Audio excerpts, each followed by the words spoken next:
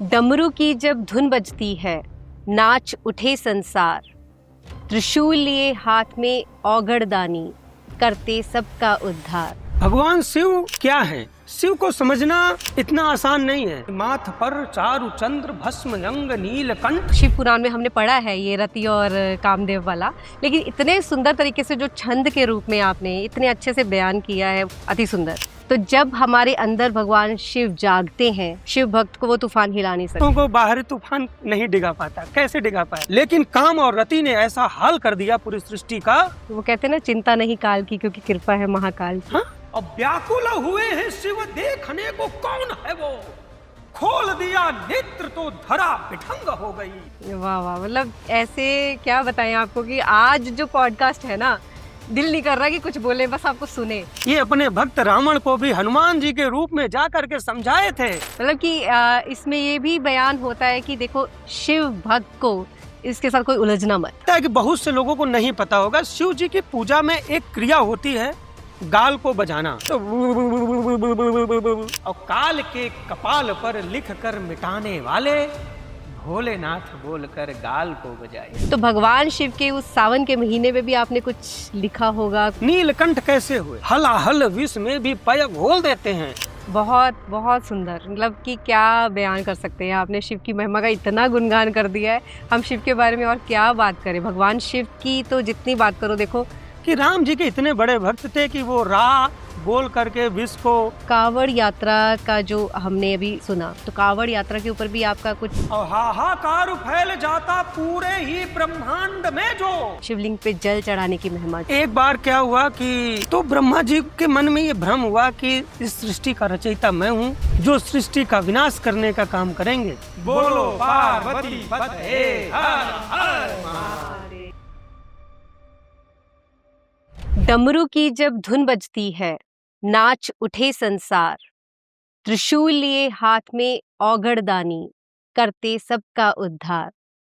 कैलाशपति हैं भोले बाबा, दुखिया जन के प्यारे। एक लोटा जल से खुश हो, सबके कष्ट उतारे। हर हर महादेव, जय महाकाल की। स्वागत है आपका आज के पॉडकास्ट में, जो कि जुड़ा है शिव भक्ति से। आज का पॉडकास्ट कुछ अलग तरीके से आपको आनंद की अनुभूति करवाएगा, क्योंकि आज शिव भक्ति की बात होगी, महाकाल की बात होगी, और कुछ कविता, कुछ छंद, उसके बारे में हम बात करेंगे।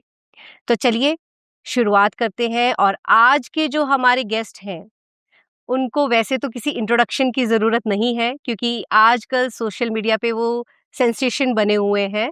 उनकी कविताएं और छंद जो है लोगों को बहुत पसंद आ रहे हैं, खासकर भक्ति से जुड़े हुए।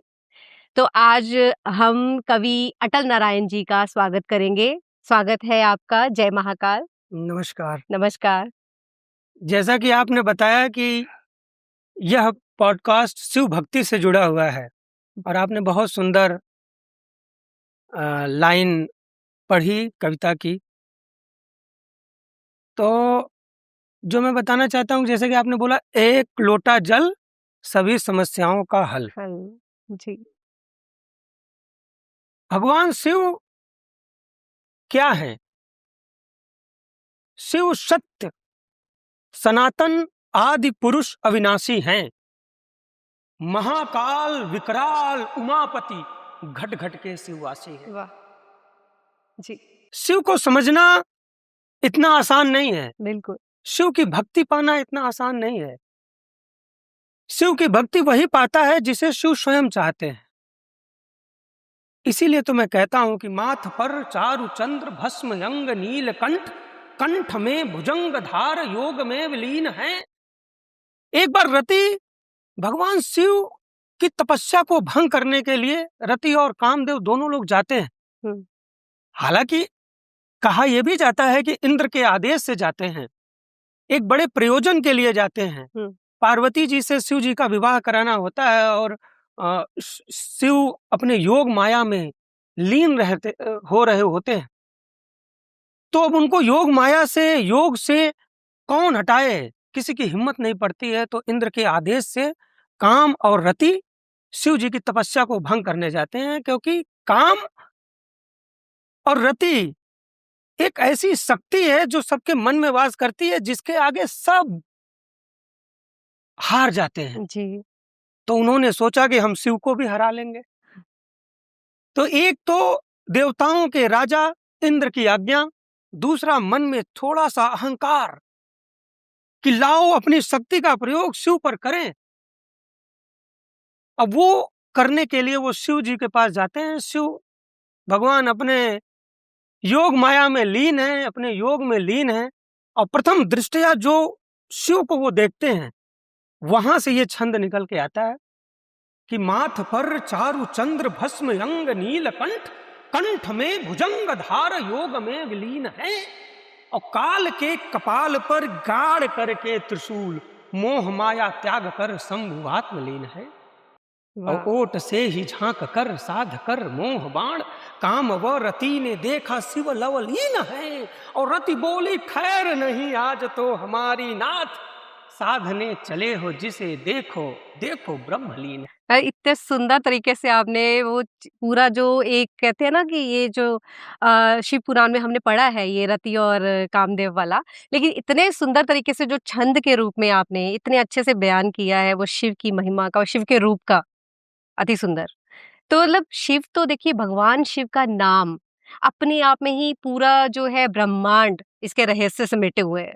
तो बहुत सारी चीजें हैं भगवान शिव के नाम के अंदर। भगवान शिव को हम पूरी तरह से जान कभी भी नहीं सकते। और लेकिन कहते हैं ना, मैं आपसे एक चीज पूछना चाहूंगी। अब देखिए ना, बोलते हैं कि संसार में सब कुछ बदलता है, चाहे वो रिश्ते हैं, चाहे आसपास के लोग हैं, अच्छे बुरे दिन है, सब बदलता है। लेकिन एक चीज है जो हमेशा स्थिर है, अड़िग है, वो है भगवान शिव हमारे अंदर। तो जब हमारे अंदर भगवान शिव जागते हैं, तो हमें आस-पास कोई भी तूफान आए, हिला नहीं सकता। शिव भक्त को वो तूफान हिला नहीं सकता। इसके ऊपर आप क्या कहेंगे? इसके ऊपर शिव को मैंने पहले ही बताया कि शिव शाश्वत है, हाँ। अनंत हैं, आदि पुरुष हैं, देवों के देव महादेव इसीलिए कहा जाता है, जी। काल के काल महाकाल इसीलिए कहा जाता है। और जो ओमकार का जो नाद है उसमें अकार उकार मकार हुँ। तीनों है, जिसमें ब्रह्मा विष्णु महेश तीनों का समिष्ट है, समावेशित है। तो शिव अपने आप में निर्गुण भी हैं, सगुण भी हैं। जी। उनके सगुण अवतार शंकर में हैं, उनके निर्गुण अवतार स्वयं शिव हैं, ओमकार के और जैसा कि आपने बोला कि शिव भक्तों को बाहरी तूफान नहीं डिगा पाता, कैसे डिगा पाए? हाँ। जब काम और शिव रति के वशीभूत पूरा संसार है, हाँ। वो उनको योग से नहीं डिगा पाया। जी। मैं आपको उसके आगे का बताता हूँ कि कामदेव वहीं नहीं रुके। जब देखे कि भगवान शिव अपने योग में लीन है, हुँ। उसके बाद भी उन्होंने सोचा कि लाओ शक्ति का प्रयोग किया जाए। तो कामदेव काम व रति ने जब हुँ। माया को पसारा, तब इन्होंने अपनी सारी मायाओं को पसार दिया, जितनी भी शक्ति थी। कि काम व रति ने जब माया को पसारा, तब सारी सृष्टि मानो मोह वासना में जो गई। हुँ। जैसे कि आंधी आती है जी, जी। तो वो सबको हिलाती है, पेड़ पौधों को सबको हिलाती है, स्थिर वही रहता है जो जिसकी जड़ मजबूत होती है। जी। तो जब काम और रति ने अपनी माया को पसारा तो सारी सृष्टि मोह वासना में चली गई। हुँ। कि काम व रति ने जब माया को पसारा, तब सारी सृष्टि मानो मोह वासना में जो गई। संत जप तप त्यज बावली तालाब सब, देव व धनुज सब की ही मेधा खो गई। और जीव जंतु नर नारी निज धर्म छोड़ दिए, काम की लहर यश व सुयश हो गई। और पर्वतों से प्रेम करने को नदियों की दिशा हमेशा ऊपर से नीचे की ओर जाती है, लेकिन नदी स्त्रीलिंग है, पर्वत पुरलिंग है। लेकिन काम और रति ने ऐसा हाल कर दिया पूरी सृष्टि का कि पर्वतों से प्रेम करने को नदियों की दिशा निज विपरीत अब ऊर्ध्वमुखी हो। लेकिन फिर भी भगवान जी तनिक भर भी डिगते नहीं है। जिसका भगवान, जिसका आराध्य देव इतना शक्तिशाली है, इतना वैराग्यवान है, उनके भक्तों को कोई कुछ कर पाएगा क्या? कुछ नहीं कर पाएगा। वही है, वो कहते हैं ना, चिंता नहीं काल की क्योंकि कृपा है महाकाल की। हाँ? जब चिंता सताए काल की, बोलो जय जय महाकाल महाकाल की। की। जी, तो बिल्कुल। अहंकार देखिए, अहंकार यही नहीं रुकता है। हाँ। कामदेव को वरदान था कि ये 5 बाण आप जिस पर मार दोगे वो काम के वशीभूत हो जाएगा। हुँ, जब कामदेव चारों प्रकार से हार गए, तो उन्होंने सोचा कि अब अपनी शक्ति का, जैसे कि कोई भी व्यक्ति कहता है कि मैं आखिरी पंच मार रहा हूं अपनी शक्ति का, हुँ, तो वो अपनी शक्ति का एकदम जो सर्वश्रेष्ठ उदाहरण पेश करने के लिए वो अपने 5 बाण मार देते हैं। और भगवान डिगते कब हैं? जब वो अपने आराध्य देव की पूजा में उनके हृदय में भगवान राम का ध्यान कर रहे थे। हुँ। बोला जाता है कि शिव राम को भजते हैं, राम जी, शिव को भजते हैं। जी। वो राम का ध्यान कर रहे थे, वो ध्यान थोड़ा सा डिग जाता है। वहां से एक विषय निकाला है, वो विषय शायद दर्शकों को समझ में आएगा। तो एमवीपी डिवाइन टीवी ना, MVP divine MVP divine production. Production को समर्थन दीजिएगा कि कामदेव 5 बाण मार दिया खींच कर, हृदय पे लगा तो समाधि भंग हो गई, और शांति चित्त पट्ट पर भित्ति चित्र बना था जो, बाण के आघात से वो छवि तंग हो गई। कुछ हुआ नहीं। जैसे जल में पत्थर मार देने से अपना ही जो एक प्रतिबिंब होता है वो थोड़ा सा हिल जाता है, फिर जो शांत जल होता है वो लहर जाती है, फिर प्रतिबिंब दिखने लगता है। तो कामदेव 5 बाण मार दिया खींच कर, हृदय पे लगा तो समाधि भंग हो गई, और शांति चित्त पट्ट पर भित्ति चित्र बना था जो, बाण के आघात से वो छवि तंग हो गई। और व्याकुल हुए हैं शिव देखने को कौन है वो, खोल दिया नेत्र तो धरा बिठंग हो गई, और थर थर कांप रहे अंग भी अनंग के जो, देखते ही भस्मीभूत रति दंग हो गई। वाह वाह! मतलब ऐसे क्या बताएं आपको कि आज जो पॉडकास्ट है ना, दिल नहीं कर रहा कि कुछ बोले, बस आपको सुने। मतलब रोंगटे खड़े हो रहे हैं ये सुन के, शिव की महिमा इस तरीके की। हमने आज तक भक्ति के पॉडकास्ट किए, पर जो ये छंद के रूप में आपने शिव की महिमा का बखान कर रहे हैं आप, या जो ये वाक्य हमें सुना रहे हैं, तो अद्भुत है। तो ऐसे और भी हम बातें सुनना चाहेंगे, और भी छंद, और भी जो वाक्य है, इसके आगे क्या हुआ? तो भगवान शिव, लोग कहते हैं कि बहुत रौद्र रूप में हैं। हम्म। भगवान शिव दयालु भी हैं। जब तीसरा नेत्र खोलने के बाद कामदेव भस्म हो जाता है, तो रति विलाप करने लगती है। और पहले विलाप करने की जो प्रथा होती थी, जिस कारण से किसी का विनाश होता है उसके गुणों का बखान किया जाता है। अच्छा। तो रति विलाप में कहती क्या है कि रावण का अहंकार, कि हे नाथ, हे स्वामी, आप क्यों नहीं माने? क्योंकि भगवान अहंकार का नाश करते हैं। ये कोई सामान्य देवता नहीं है, ये देवों के देव महादेव हैं। ये अपने भक्त रावण को भी हनुमान जी के रूप में जाकर के समझाए थे, लेकिन नहीं माना। जब रावण ने कैलाश पर्वत को उठाने लगे तो भी इनको समझाए थे मान जाओ, तब नहीं माने, और बस अपनी एक अंगूठे की उंगली उस पर्वत पर रख देते हैं आसन से उठा करके, फिर रावण का हाथ हिलने लगता है, रावण दबने लगता है। तो रति उनके भगवान शिव के गुणों को बखान करते हुए विलाप करती है कि रावण का अहंकार सर चढ़ बोल उठा, उंगली धरा पे रख शक्ति तोल देते हैं। उसको अपने बाजुओं की ताकत का बहुत घमंड था। तो रावण का अहंकार सर चढ़ बोल उठा, उंगली धरा पे रख शक्ति तोल देते हैं, और प्रेम भाव भर शिव शिव भजता तो आशुतोष शंकर बिमोल मोल देते हैं। और आन पड़ी विपदा जो जगत पे नीलकंठ, हलाहल विष में भी पय घोल देते हैं, और राम राम रटन में भक्ति भाव भजन में बाधक बनोगे तो तिनेत्र खोल देते हैं। मेरा प्रिय छंद है ये आपका। मतलब कि इसमें ये भी बयान होता है कि देखो, शिव भक्त को इसके साथ कोई उलझना मत। शिव भक्त के साथ कोई उलझेगा तब भी शिव ये तांडव दिखाएंगे, त्रिनेत्र खोल देते हैं। लेकिन अगर शिव भक्त भी अपने अंदर के अहंकार को खोल देता है, तो शिव वहां पर भी अपने त्रिनेत्र खोल हाँ, देते हैं। वो अपना उसको जिस प्रकार से भी सही मार्ग जी पे लाना है वो उचित जी व्यवस्था करते हैं। बिल्कुल। उसे भक्त परीक्षा भी समझ सकता है, उसे भक्त सीख भी समझ सकता है, लेकिन वो सारी उचित व्यवस्था करते हैं। हाँ।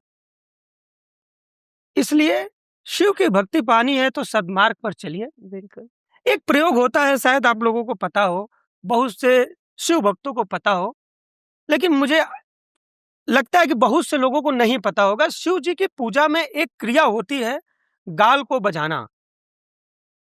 जब उनकी सारी पूजा हो जाती है तो ऐसे करके गाल को बजाना एक क्रिया होती है। अच्छा, ये हमें भी नहीं पता था। तो इस क्रिया को मैंने छंद में लिखा है हाँ। कि हर हर बम बम शिव शिव भज मन, मोह माया त्यज शंभु के शरण आइए। अकेश गंग अर्धचंद्र भस्म अंग नीलकंठ आशुतोष शंकर के मंत्र गुनगुनाइए। वाह। और साधु हैं ये, संत हैं ये, आदि हैं ये, अंत हैं ये, नाथ के भी नाथ हैं ये, मन में बसाइए। और काल के कपाल पर लिख कर मिटाने वाले भोलेनाथ बोलकर गाल को बजाइए। वाह वाह वाह। ये वाकई बहुत सारे दर्शकों ने पहली बार सुना होगा कि गाल को बजाइए भोलेनाथ बोलकर। मतलब ये भी एक क्रिया है भोले बाबा को खुश करने की, प्रसन्न करने की। ये भी है, इसमें एक मुहावरे का भी प्रयोग होना है, गाल को हाँ। बजाना। अच्छा। जब शिव को प्रसन्न कर लो तो दुनिया में किससे डरना, जाओ गाल को बजाओ, बिल्कुल बिल्कुल। जो मन है वो शिव बोलो। साथ है तो मुझे लगता है किसी का भी डर नहीं है, बस किसी का भी डर नहीं, किसी का भी भय नहीं है, क्योंकि शिव खुद साथ खड़े हैं। और अगर हम भगवान शिव की बात कर रहे हैं तो भगवान शिव का सावन का महीना, भगवान शिव को सावन का महीना बहुत प्रिय है, जैसे कि सब जानते हैं। और भक्तों को एक अलग आनंद आता है उस सावन के महीने में। तो भगवान शिव के उस सावन के महीने में भी आपने कुछ लिखा होगा, कुछ बोलना चाहेंगे कुछ? भगवान शिव के सावन के महीने में, भगवान शिव सावन के महीने में अपने पूरे परिवार के साथ भक्तों को आशीर्वाद देने के लिए रहते हैं। वो महीना उनको बहुत प्रिय है। उस महीने में अनेक शिव भक्त कांवड़ यात्रा कर करके, कठिन परिश्रम करके, नंगे पांव जा करके भगवान अपने आराध्य देव को जल चढ़ाते हैं। इसकी कई कथाएं हैं। कहा जाता है कि जैसे हमने कई बार बोला नीलकंठ, नीलकंठ कैसे हुए? जब समुद्र मंथन के दौरान कालकूट विष निकला, हलाहल भी उसे कहा जाता है, तो उस विष को पीने के लिए सृष्टि में कोई तैयार नहीं हुआ। जी। उस विष से पूरी सृष्टि विषाक्त होने लगी। अमृत को धारण करने के लिए सब तैयार थे। अनेक अच्छे अच्छे ऐरावत हाथी, अनेक रत्न जो उत्पन्न हुए उसको धारण करने के लिए सब तैयार थे, लेकिन विष को धारण करने के लिए कोई तैयार नहीं था। जैसा कि मैंने छंद में कहा कि आन पड़ी विपदा जो जगत पे नीलकंठ, हलाहल विष में भी पय घोल देते हैं। जो हलाहल विष था उसको पय समझ के पी गए, और जो अमृत था, अमृत को पीने के लिए देवताओं और धनुजों में लड़ाई हो गई, लेकिन भगवान शिव जगत की विपदा को दूर करने के लिए हलाहल विष को पय समझ कर पी गए। तो ऐसा कहा जाता है कि जब उन्होंने विष को पिया तो उनका जो कंठ है वो नीला पड़ गया। जी। उसमें एक कथा और है कि वो राम जी के इतने बड़े भक्त थे, वो अपनी भक्ति से भी शिव भक्तों को और राम भक्तों को सीख देते हैं कि राम जी के इतने बड़े भक्त थे कि वो रा बोल करके विष को अंदर किए और म बोल करके रोक दिए। अच्छा। तो जब रा से विष अंदर गया और म बोल के रख दिए तो कंठ पे ही वो विष रुक गया। ओह अच्छा। इसीलिए वो वही कंठ पे वो विष रुका हुआ है, तभी से वो नीलकंठ हो गए। अब भगवान नीलकंठ हैं, उनके भक्तों को लगा कि भगवान को विष वो जल रहा होगा, तो उनको जल चढ़ाने के लिए जाते हैं ताकि उस विष की अग्नि थोड़ी शांत हो जाए। ये भक्तों की अपने आराध्य के प्रति एक समर्पण है, आस्था है, त्याग है। जी। तो ये कावड़ यात्रा जो इतनी देखो कब सदियों से चली आ हाँ। रही है, आज से नहीं है। और इतनी दूर-दूर से जो भक्त हैं वो कांवड़ यात्रा पे इतना चल के जाते हैं, उनका शरीर थकता है, लेकिन मन से, दिल से वो और मजबूत होते जाते हैं। जो शिव की भक्ति जो भी करेगा, टूटेगा, थकेगा, मेहनत करेगा, लेकिन वो इतना मजबूत बन के निकलेगा कि उसको कोई हिला नहीं सकेगा। जैसे शिव अडिग है, स्थिर है, ऐसे शिव भक्त अंदर से जो है स्थिर हो जाता है। तो अभी काँवड़ यात्रा की आप बात कर रहे हैं, तो काँवड़ यात्रा का जो हमने अभी देखा, सुना, तो काँवड़ यात्रा के ऊपर भी आपका कुछ छंद है, कुछ ऐसा सुनाना चाहेंगे हमारे दर्शकों को? कांवड़ यात्रा के जो दर्शक हैं, शिव भक्त हैं, उनको तो मैं यही कहना चाहता हूँ कि आप भक्ति करिए। शिव की भक्ति बड़ी कठिनाई से मिलती है। हर हर बम बम बोलते बोलते आप लोग जाते हैं। मैं एक छंद आपको सुनाता हूँ, जिससे आपकी भक्ति और दृढ़ ही होगी, ऐसी मेरी आशा है। और भगवान शिव जी को साक्षी मान करके मैं ये छंद सुनाता हूँ। बड़े दयालु हैं हमारे भगवान शिव महादेव, कि दान के प्रमाण का बखान कौन कर सका है। दान के प्रमाण, कुछ भी दान दे देते हैं। उनके भक्तों अगर खुश हो गए तो जो चाहो वो दे देंगे, दिमाग नहीं लगाते। कि दान के प्रमाण का बखान कौन कर सका है, आशुतोष शांत चित्त अवधर महादेव। और जटा जूट लट मत गंग को उतार लिया, कंठ कालकूट विष धर कर महादेव। और हाहाकार फैल जाता पूरे ही ब्रह्मांड में, जो खोलते त्रिनेत्र मात्र क्षण भर महादेव। और शंकर के भक्त जन मुक्त कंठ नाद करो, बोलो पार्वती पतये हर हर महादेव। बहुत, बहुत सुंदर, मतलब कि क्या बयान कर सकते हैं आपने, शिव की महिमा का इतना गुणगान कर दिया है, हम शिव के बारे में और क्या बात करें। भगवान शिव की तो जितनी बात करो देखो, हम उतने काबिल नहीं हैं। अब शिवलिंग की बात अगर करते हैं, तो भगवान शिव का जो शिवलिंग है, ये हमें क्या सिखाता है? इनसे हमें सीख यही मिलती है कि ये हमारे जीवन का चक्र है। जो शिवलिंग है वो हमारे जीवन का चक्र है। ये हमें ये बताता है, ये सिखाता है कि जहाँ से अंत होता है, वहाँ से एक नई शुरुआत भी होती है, क्योंकि वो चक्र घूमता है। तो शिवलिंग की महिमा, शिवलिंग पे जल चढ़ाने की महिमा जो हम ये बात कर रहे थे, उसके बारे में आप क्या बताएँ? शिवलिंग, अब इसके कई प्रमाण हैं। एक बार क्या हुआ कि ब्रह्मदेव और विष्णुदेव में ये हुआ कि कौन श्रेष्ठ है। शास्त्रों के अनुसार जो ब्रह्मा जी की उत्पत्ति है, वो वासुदेव विष्णु जी के नाभि से हुई है। नाभि से कमल की उत्पत्ति हुई है, उस कमल पे ब्रह्मा जी का आसन है। तो एक बार ब्रह्मा जी को जब सृष्टि बनाने का आदेश हुआ, ब्रह्मा जी ने सृष्टि बनाया, तो ब्रह्मा जी के मन में ये भ्रम हुआ कि इस सृष्टि का रचयिता मैं हूं और मैं ही सबसे श्रेष्ठ हूं। तो चूंकि कमल के ऊपर से जो संसार उन्होंने देखा उसमें वो श्रेष्ठ थे, वहां कोई उनसे श्रेष्ठ नहीं मिला। फिर वो कमल की नाल से नीचे नीचे नीचे चीजें जाने लगे। जाते जाते जाते वो विष्णु जी के नाभि में पहुंचे, तो वहां पे देखे कि कोई एक और है जहां से मेरी उत्पत्ति हुई है। जी। तो फिर उन दोनों में संवाद होने लगा कि कौन श्रेष्ठ है, कौन श्रेष्ठ है। युद्ध होने लगा, युद्ध तक नौबत आ गई। ब्रह्मा जी ने अपने सबसे बड़े अस्त्र ब्रह्मास्त्र को चलाया। विष्णु जी ने उस अस्त्र, विष्णु जी समझाते रहे कि मैं श्रेष्ठ हूं, तो विष्णु जी ने अपने सुदर्शन को चलाया। दोनों शस्त्र जब चले तो उसमें एक ज्योति स्वरूप शक्ति प्रकट हुई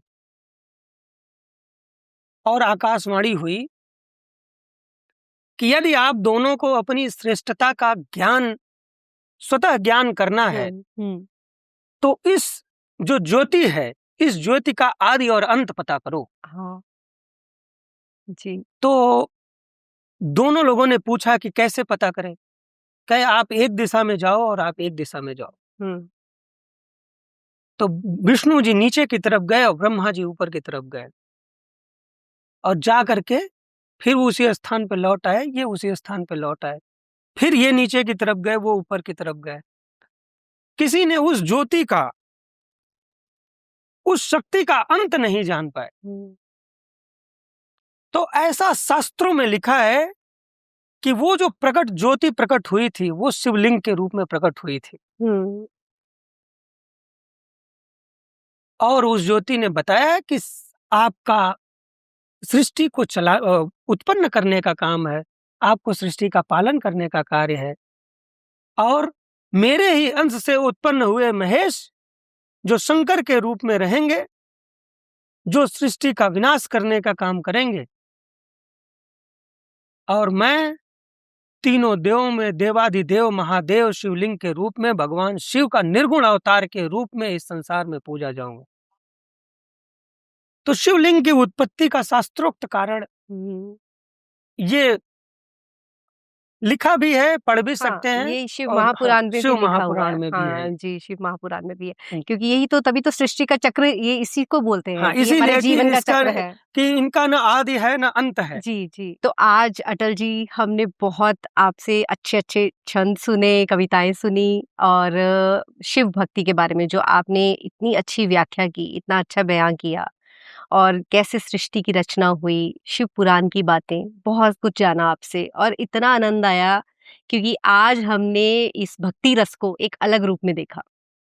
तो अब अगले पॉडकास्ट में आप हमें कौन से भक्ति रस में लेकर जाना चाहेंगे? कौन-सी बातें हम करने वाले हैं? उससे जुड़ा कुछ छंद सुनाएँगे हमारे दर्शकों को? ताकि वो आपका इंतज़ार करें कि नेक्स्ट पॉडकास्ट किस पे आने वाला है।